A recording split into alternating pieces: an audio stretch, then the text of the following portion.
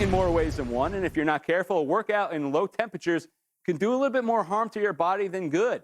But don't get cold feet. With proper preparation, you can be ready to take on an active winter season for sure. So here to talk about the do's and don'ts of cold weather and a workout is Dr. Louisa Iafrate. Doctor, thank you so much for joining me this afternoon. I really appreciate it.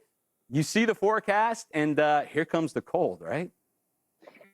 Yeah, it's first of all, Bob, thanks for having me. It's definitely coming, and we are ready. As the resident Canadian in my department, I know something about cold weather, Yeah, certainly. I bet you do. So let's talk about it. Usually, I remember I played college hockey where I could just hop on the ice and not even stretch out. I was like 20. Now that Yeah, I'm getting up a yeah. little bit older, stretching is even more. What about cold air? Do you have to stretch out initially? Because I'm afraid that I'm going to tear something if it's that cold.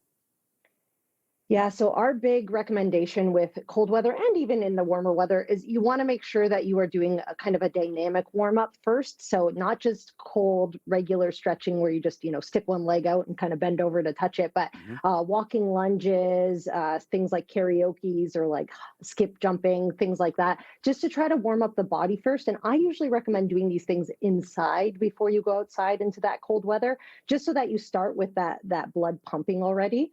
When we're exposed to cold weather, it causes our blood vessels to constrict. And so those extremities, so the fingers, the toes, those are the first thing that are going to lose blood flow. And they're the first things that are going to get cold. And so the better warm up that you have, the more blood flow you've kind of already preemptively got circulated down to that area to try to help make sure that you stay limber for the cold weather exercise. Yeah, it's like auto starting your car when it's outside, right? You just want to get it all juiced up and Exactly. flowing. So let's talk about what you're going to wear out there, too. You don't want to get too hot when you're working out.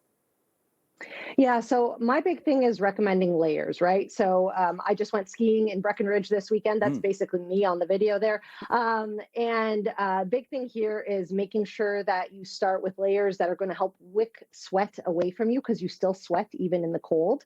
Hmm. And kind of avoid cottons, which kind of stays a little wet next to your skin, and trying to find things that are going to help pull sweat away. And then on top of that, you're going to put the fleece and the wool and things like that.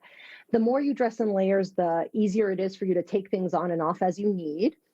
And like I said, with cold weather causes that blood flow constriction or those blood vessel constriction. So making sure that your hands, your ears, your head, and your feet are really well covered, because that tends to be the first thing that's going to get, frostbite. You know, when I was a kid, they used to say, listen, 90% of the heat escapes out of your noggin. Is that still true? Does Mhm. that hold true with the hat?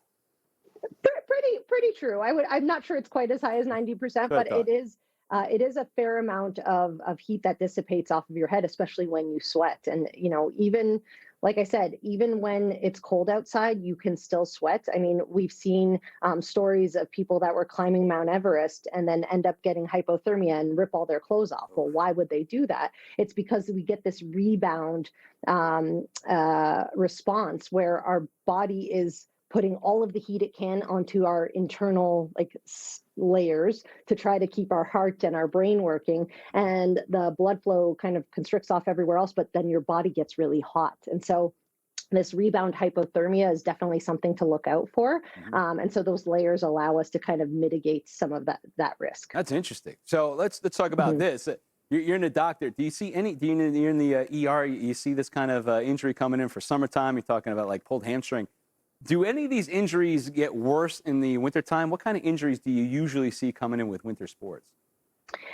Yeah, so I mean, we still see the regular pulled hamstring and things like that, but some of the big things we see, even with shoveling snow, back injuries, we'll see that a lot. Mhm. And then anything that has either high speed, so tobogganing, as we call it in Canada, or sledding, I guess you call it here, and skiing or snowboarding, and then things that have risk of slipping. So if you're running outside and you slip on ice, that's very common. Knee and ankle injuries tend to really go up a lot during the winter as well. But it's the fall on your face kind of injuries at high speed that tends to be the biggest Oh, those are problem. my favorite ones. Yeah, for sure. My last question, doctor. What about hydration? We always talk about in the summertime. Is it as imperative in winter sports?